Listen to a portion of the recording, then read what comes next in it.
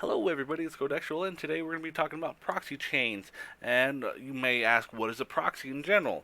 Basically, it's a type of server, services, protocol that will cover and mask your IP address. So if you are located in California and you connect to a proxy server in New York, you'll have a New York IP.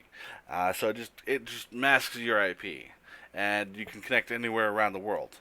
So before we get into the video, if you guys can do me solid, is make sure you hit the subscribe button, get the post notifications turned on, so every time that I upload a video, you'll be notified when there's a new video.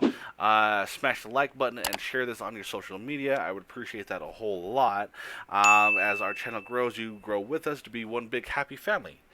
So, continuing on, ProxyChains. ProxyChains is a UNIX program that hooks network related libc functions and dynamically linked programs via a preloaded DLL and redirects the connections through a SOCKS 4 and SOCKS 5 or HTTP proxies. And it covers most of what you need. If you want to go to the site, you can if you're like on a Mac, but we are using Kali Linux.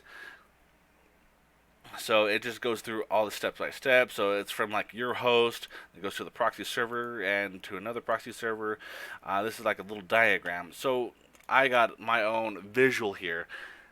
If you have ever played a whisper game as you were a kid, you were this person on the left, and you're telling these people apples, okay? But there is some type of wall here that you can't see who these people are, and this person right here has a wall right here, but they're able to talk to each other.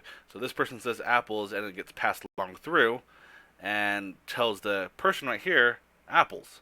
But this person and this person don't know who each other are or is, and just the information gets passed through. So that's that type of chain, or that type of, it's this analogy where you are kept anonymous. So without a proxy, you're the client and you're the web server. So you say, hey, apples, and this person gives you apples. Basically, these two devices know each other. So, but with a proxy right here, this is a bit more of a technical diagram, as you can see. This right here is the middleman, and it's like, hey, I want apples, and it's like, and passes along the information through the web server. It's like, hey, I need apples, and the web server is like, who needs it, and the web server is like, don't worry about it, I just need apples. But with a proxy chain, it goes through multiple middlemen, right? Okay, so that's basically my analogy. Let's go ahead and close out of this. Okay, so we want to open up a terminal, and I have 4 simple commands. Like, this is a very simple video to do. I had to install the Tor service and on my Kali Linux. So you want to go ahead and paste in this command, hit enter, and it'll ask you, would you like to install? You hit Y, then you hit enter again. Then it'll just take 30 seconds to install, not too long. Next, what we need to do is edit a config file, the ProxyChains file. So right here is nano, the type of text editor, and right here's the path to that file. Okay, so if you see all these hashtags or pound signs, depending on how old you are and what you want to use, what word you want to use for the symbol, basically it comments it out. We want to uncomment it, so it will actually run a command. Right here is the command that we want to uncomment it out, so get rid of that hashtag. Now it's running the command for dynamic_chains. Dynamic, each connections will be done via chain proxies. All proxies chain in the order as they appear in the list. At least one proxy must be online to play the chain. Dead proxies will be skipped. Otherwise, some word I can't pronounce is returned to the app. So that's what we want. Right here, it is commented out. What we need to do is add a hashtag there. Okay, so it only can run one command at a time. Basically, the difference between the dynamic chain and the strict chain is if there's a dead proxy, you're not going to get any type of connection. So, and a strict chain is also like a pre-filled. So if you have a proxy list that you have, you can use the strict chain instead of the dynamic chain. So let's go ahead and start scrolling down by hitting our arrows keys. Now, if you look at the proxy DNS request, make sure that that does not have a pound sign or hashtag, whatever. And basically, it's saying no leak for DNS data. And that's what we want, because with your ISP, it will sell all your metadata, any type of data that it can collect on you, and sell it off to third parties. If you ever gone to Amazon, right? Amazon.com on your one computer, and you're looking up something, I don't know, dog leashes, right? And then your girlfriend is on another computer and she's on Facebook, she'll see ads about dogs and whatnot.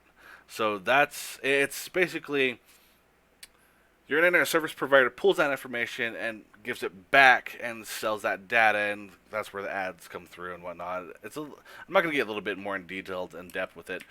All I'm saying is, if we have the no leak DNS data,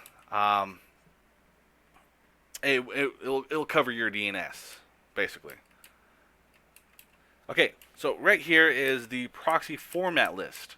And right here's the SOCKS 5, HTTP, SOCKS 4. Okay, so this is where you want to add below. If you have a custom proxy server that you purchased, you have to do it in this format. So whatever protocol it is, SOCKS 4, SOCKS 5, then the IP address, then the port, and right here it says Lamar and secret. Basically, this is the username, and this is the password. So you go all the way down here if you have a custom proxy. So you're going to type in what protocol is it using. So it's a SOCKS 4. Okay, now we need to put in the IP address. So whatever the IP address is, add numbers, and whatever the port number is, just add more numbers. And if you have a username and password, just put in the username and password. It's a pretty horrible script. I should add dots in between to make sure it actually looks like an IP.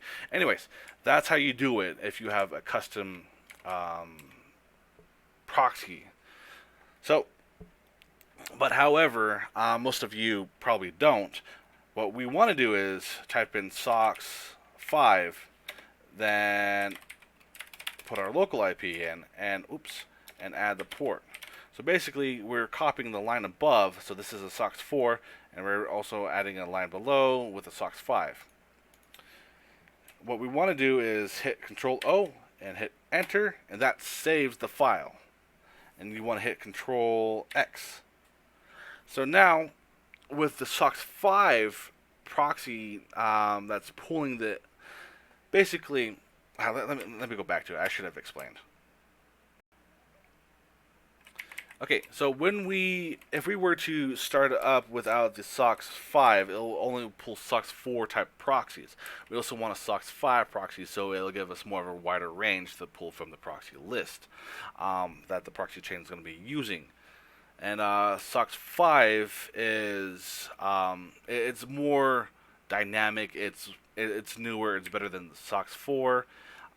Just if you can use SOCKS 5 proxies, I would suggest you use them. Okay. Now let's go ahead and run the next command. So we want to start up our service Tor, then start. So basically, if you heard of Tor browser, it's kind of like in this sense, but for Linux based. So service Tor start. And now we're going to type in ProxyChains, then our web browser, so it's Firefox, and we want to go to whatever site it is. So go to Google, for example.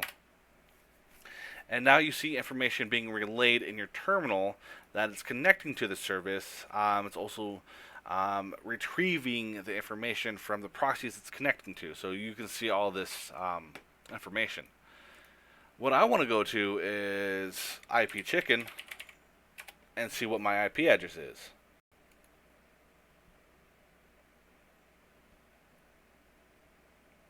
And it might be fast for you, it might be slow for you.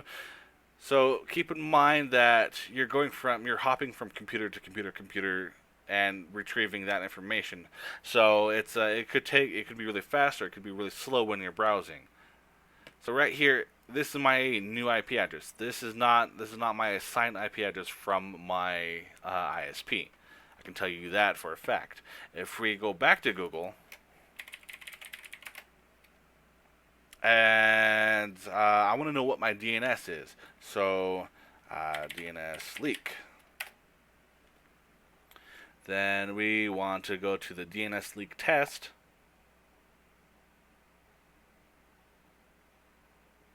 And I'm in Hungary. And it'll change. You can be like in Germany every time, like if you refresh it. So if we refresh it right now, it might still say Hungary. Or I could be like located in a different country or whatnot.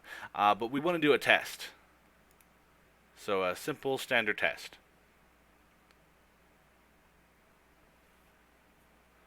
Okay, so part of my DNS is in Germany, and then it bounced to the United States, then it goes back to Germany. So it's running through all these different hops.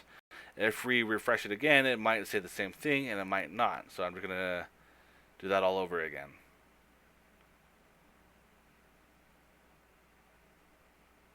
And now I'm in Germany. So even though that I am located in the United States, it wasn't specific towards my DNS because it was a different IP, so it wasn't specific towards my DNS that it was pulling from. My DNS is Xfinity, but however, I even changed that for the Cloudflare, which is 1.1.1.1 and whatnot. So you guys should look up the Cloudflare DNS. But anyways. This is how you can keep your anonymity. I can't even word that. This is how you remain anonymous. So, if you guys like this video, please slap a like, do subscribe. I'm going to be doing more videos like this to help you guys out, and I hope to see you guys in the next video, and y'all take care. Peace. What's up? Yeah, I'm back on my shit again. Benjamins running till the very end. Yeah, every day I'm feeling great, better than the day before, and you can see it on my face. Smiling with my glasses on, like I'm blind to all the hate. I can see all of you waving, I'm just acting like a K. As long as you can see me, I ain't worried.